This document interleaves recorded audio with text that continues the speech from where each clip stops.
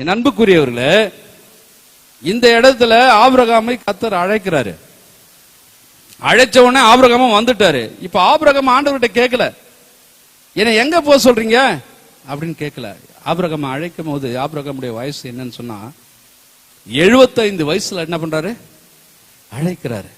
75 வயசுல என்ன பண்றாரு? ஆபிரகாம் அழைக்கிறாரு. ஆபிரகாம் 75 வயசுல என்ன பண்ணிட்டாரு?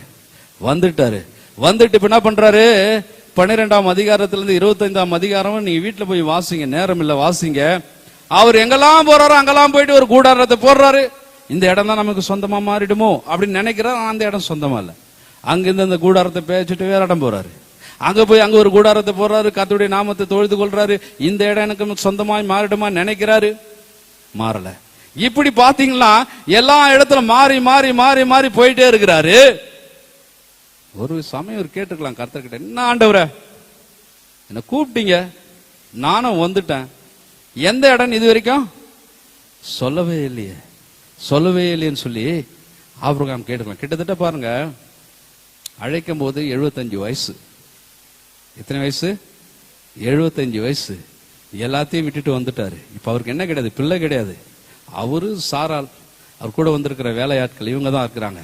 இப்ப 75 வயசுல அழைச்சிட்டாரு. இப்ப பாருங்க, ஆதியாகமம் 17ஆம் அதிகாரம் 1வது வசனத்தை வாசிங்க. ஆதியாகமம் 17ஆம் அதிகாரம் 1வது வசனம்.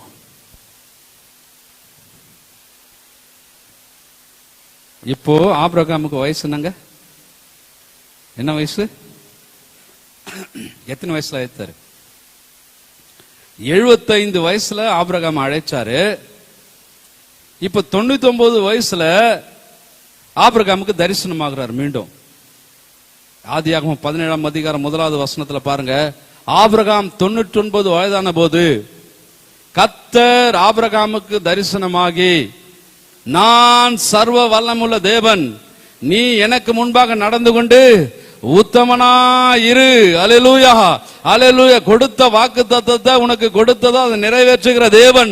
24 வருஷம் ஆபிரகாம் காத்திருந்த போது கர்த்தர் கொடுத்த வார்த்தையை அவர் நிறைவேற்றுகிற தேவன். என் அன்புக்குரிய பிள்ளைகளே, என் அன்புக்குரிய சகோதரனே சகோதரியே, கர்த்தர் உனக்கு கொடுத்த வார்த்தையை அவர் நிறைவேற்றுவார், மறந்து போக மாட்டார். இந்த ஆபிரகாம் நினைச்சிருக்கலாம், இந்த ஆபிரகாம் யோசித்திருக்கலாம், கர்த்தர் என்னை அழைத்தாரு, ஆனா இன்னும் என்னை ஆசீர்வதிக்கவில்லையே, என் வாழ்க்கை ஆசீர்வதிக்கப்படவில்லையே என்று சொல்லி ஆபிரகாம் யோசித்திருக்கலாம். அதே போல இந்த ஆராதனையில் இருக்கிற என் அன்புக்குரிய சகோதரனே, என் அன்புக்குரிய சகோதரியே, கர்த்தருடைய வார்த்தை உனக்கு புறப்பட்டு வந்து கொண்டிருக்கிறது. நீ கூட யோசித்து உட்காரலாம், இன்னும் என் வாழ்க்கையில அதிசயம் நடக்கலையே, அற்புதம் நடக்கலையே, இதற்காக காத்திருக்கிறேன், இது எப்படி நடக்குன்னு சொல்லி காத்திருக்கலாம். இன்னைக்கு தீர்க்க தரிசனம் இயேசுவின் நாமத்தினால கர்த்தருடைய வாக்குத்தத்தம் உனக்கு புறப்பட்டு வந்திருக்குது. இத நம்பு. உன்னை அதிசயங்களை காண பண்ணுவேன். நீ அதிசயத்தை பாப்ப, உன் வாழ்க்கையில அதிசயத்தை பாப்ப, உன் குடும்பத்துல அதிசயத்தை பாப்ப, உன் வேலையில அதிசயத்தை பாப்ப, நீ போற இடத்துல அதிசயத்தை பாப்ப. எந்த இடத்துல நிக்கிறியோ கர்த்தர் அங்கே அதிசயங்களையும் அற்புதங்களையும் செய்து உன் பேரை கர்த்தர் பெருமைப்படுத்துகிற தேவன், உன்னை உயர்த்துகிற தேவன், உன்னை மேன்மையாக வைக்கிற தேவன், உன் தலை குனிந்து போக விடவே